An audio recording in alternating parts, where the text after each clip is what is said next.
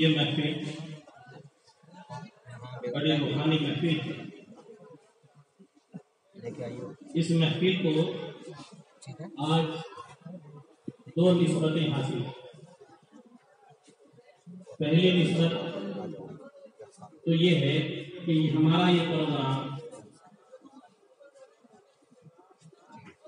جو غالب بھائی نے جس کو منعقد کیا ہے اور ان کے ساتھ یقیناً اس میں اور بھی کچھ کارکنان افراد ہوں گے، اصلاح معاشرہ کے عنوان پر آج ہمیں اصلاح کی بڑی ضرورت ہے،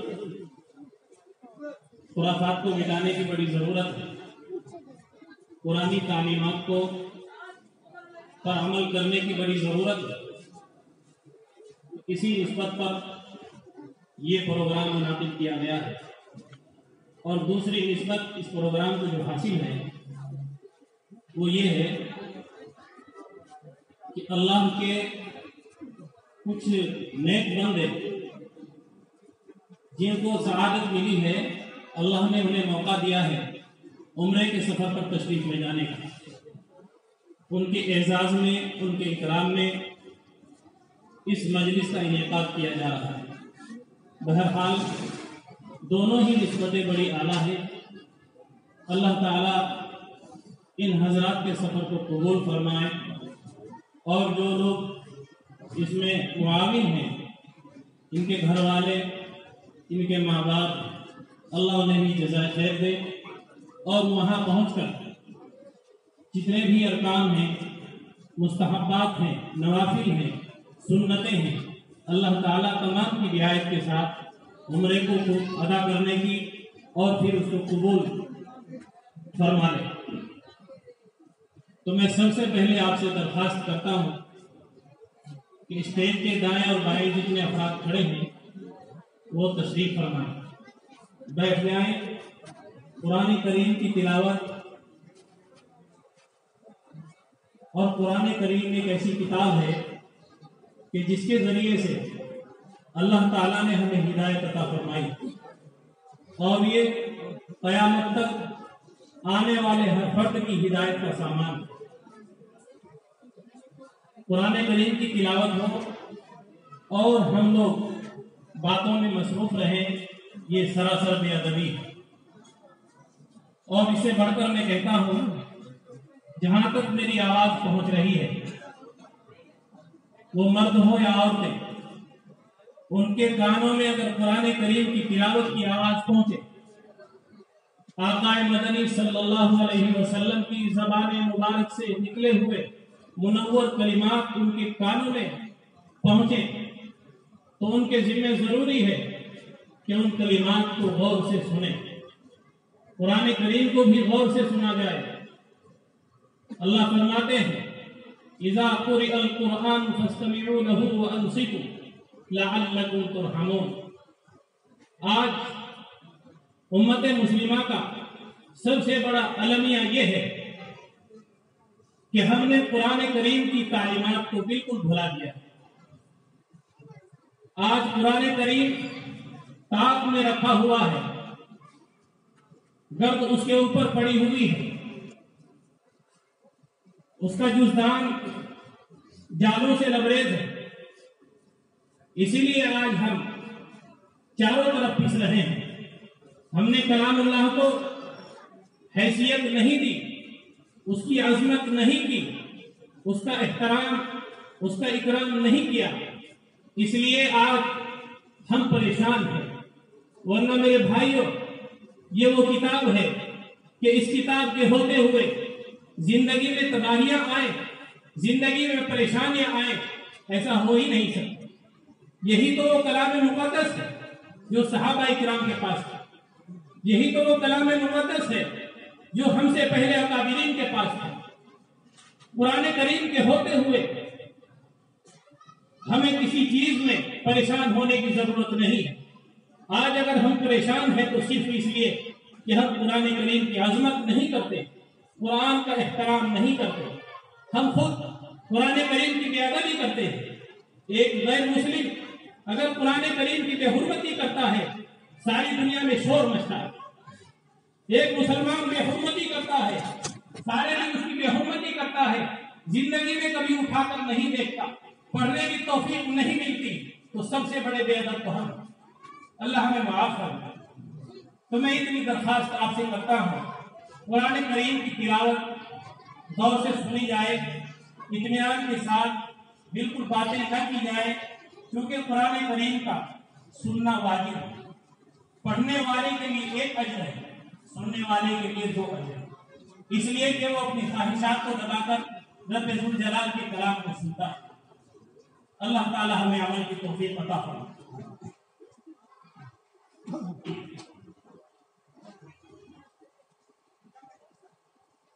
أعوذ بالله من الشيطان الرجيم بسم الله الرحمن الرحيم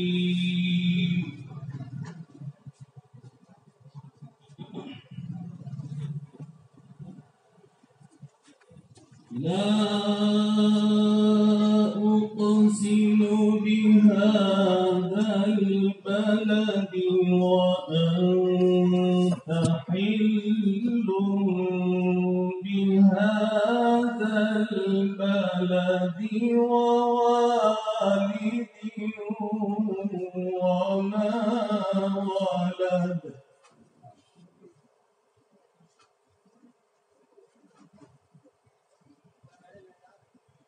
لقد خلقنا الإنسان في كبد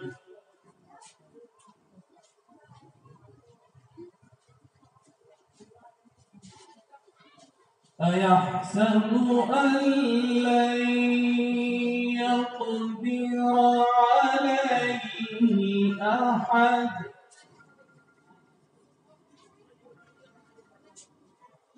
يقول أهلكت مالا لبدا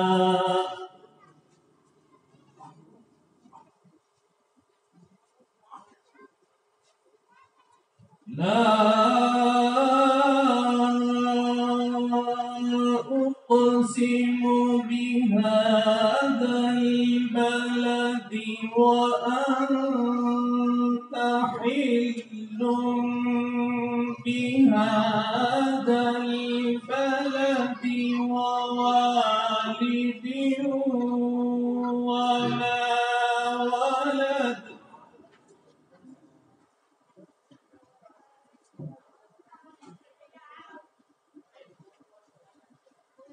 لقد خلقنا الإنسان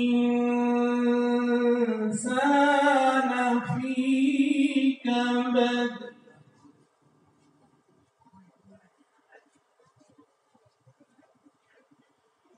أيحسب أن لن يقدر عليه أحد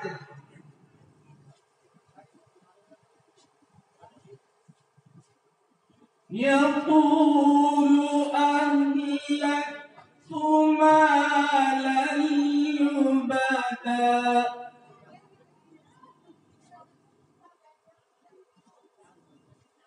أيحسب أن لم يره أحد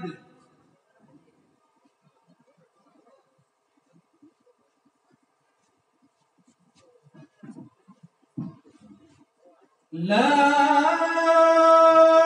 أقسم بهذا البلد وأنت حل بهذا البلد ووالد وما ولد لقد خلقنا الإنسان في كبد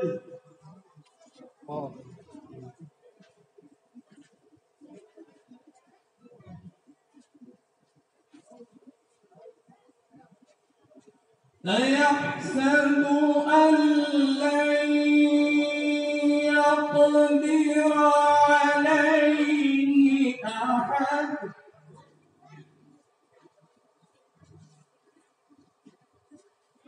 يقول أهلكت مالا لبدا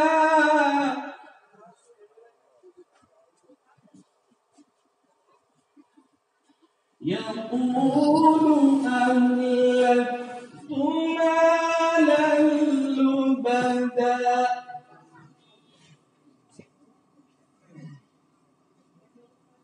أيحسب أن لم يره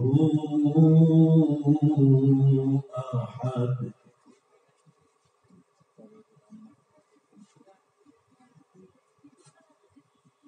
ألم نجعل له عينين ولسانا وشفتين وهديناه النجدين فلاقتحم العقبة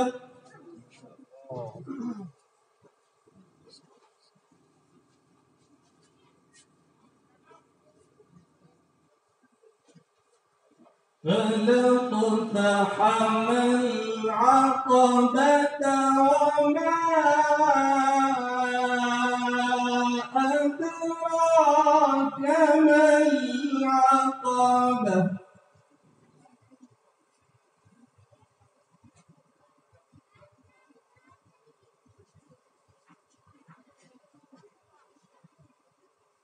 ألم نجعل له عينين ولسانا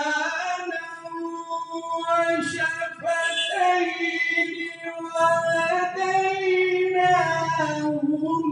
النجدين فلاقتحم العقبة وما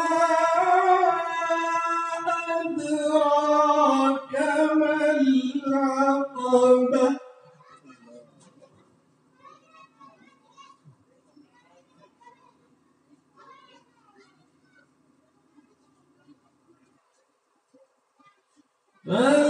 فلاقتحم العقبة وما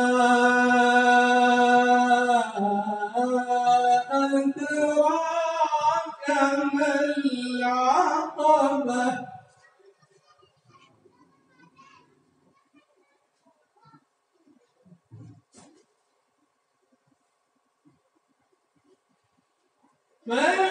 فلاقتحم العقبة وما أدراك ما العقبة فك رقبة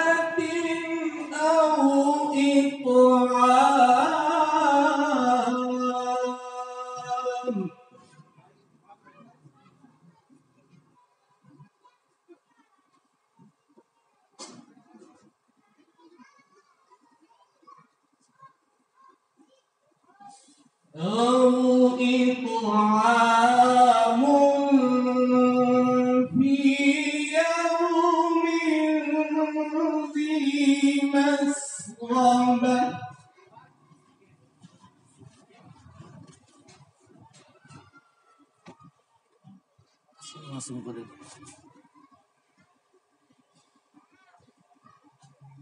ألم نجعل له عينين ولسانا وشفتين وهديناه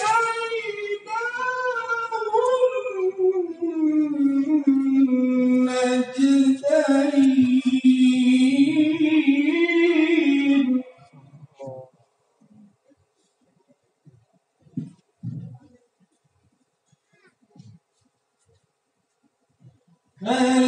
فلاقتحم العقبة وما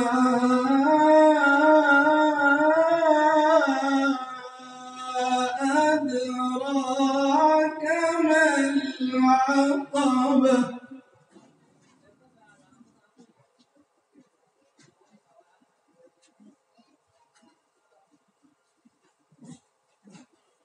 فك رقبة أو إطعام في يوم ذي مسغبة يتيما ذا مقربة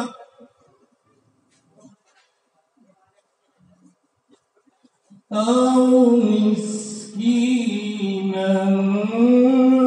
ذا متربة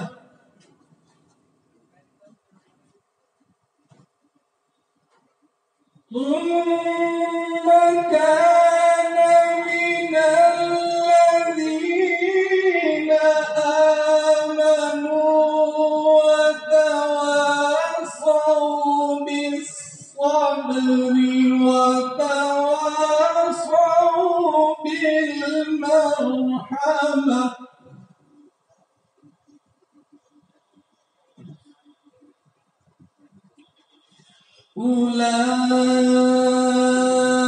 أولئك أصحاب الميمنة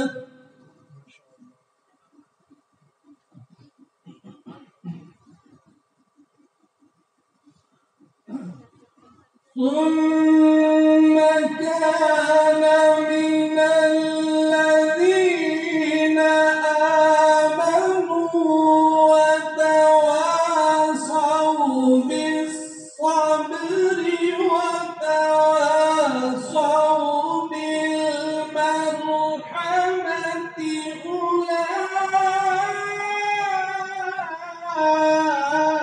أولئك أصحاب الميمنة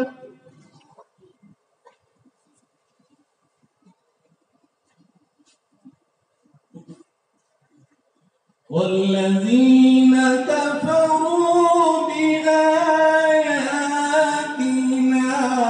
هم أصحاب المشأمة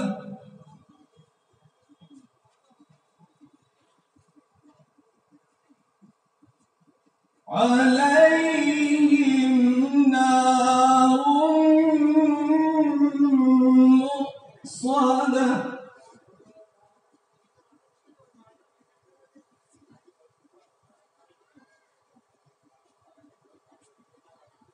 بسم الله الرحمن الرحيم إذا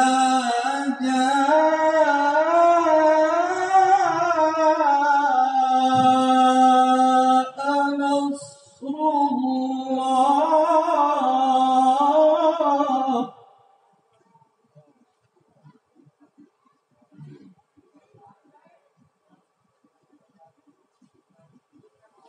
إذا جاء نصر الله والفتح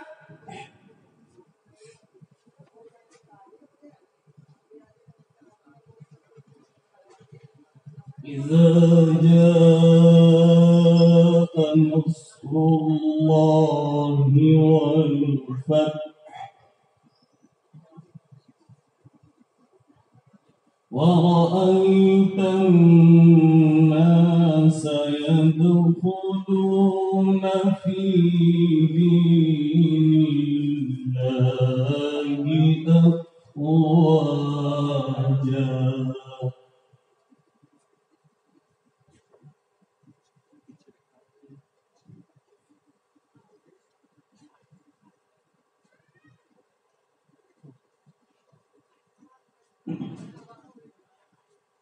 إذا جاء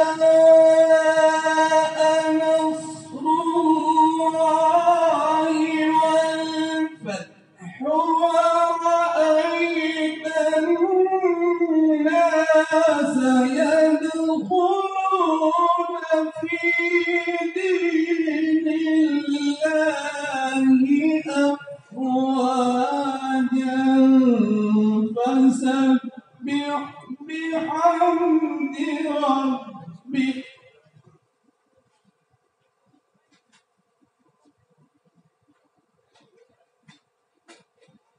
فسبح بحمد ربك واستغفره إنه كان توابا.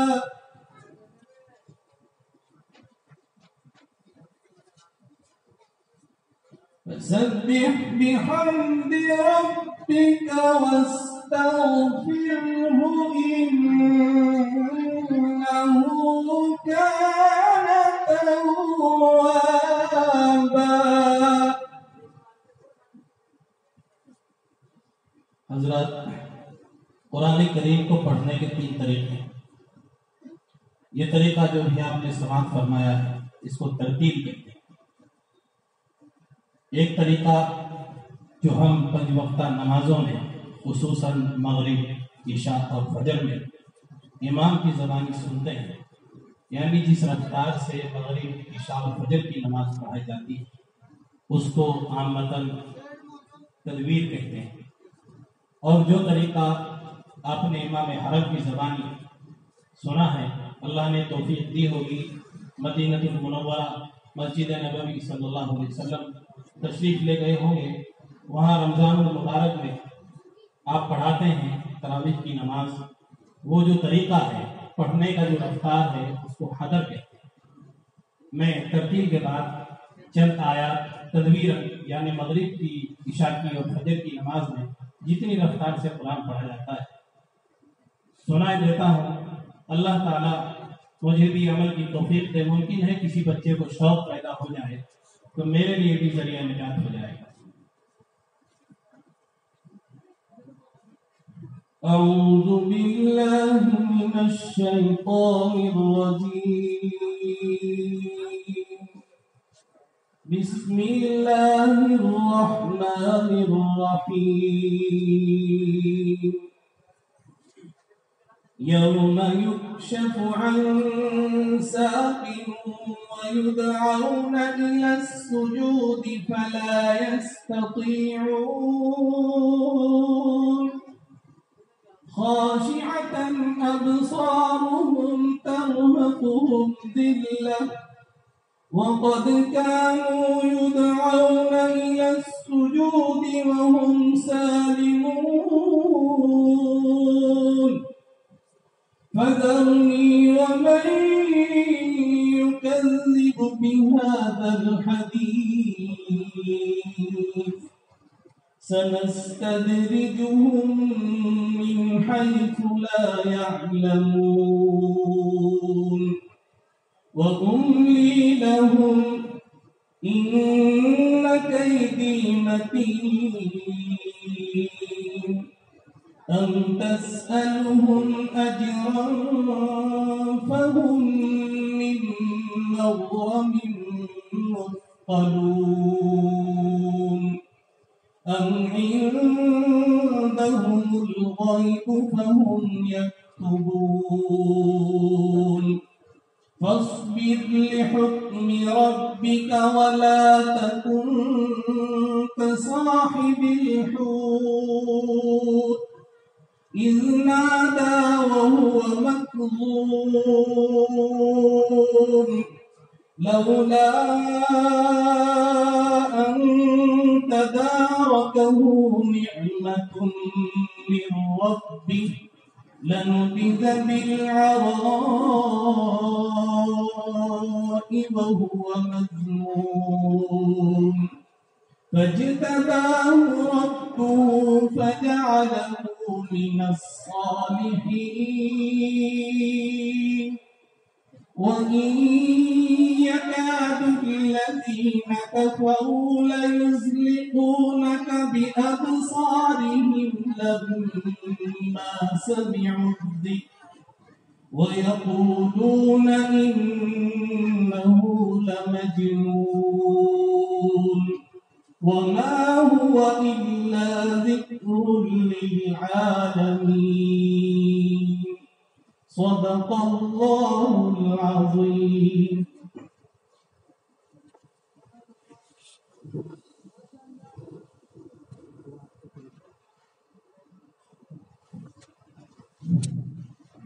ماشاء اللہ، یہ تھے جناب قاری محمد لقمان صاحب قاسمی دامت برکاتہ المہدی اسلامی مالک مئو کے شعبۂ تجوید و قرات کے مایناز استاذ. آپ حضرات کے سامنے قرآن کریم کی قرات پیش فرما رہے تھے.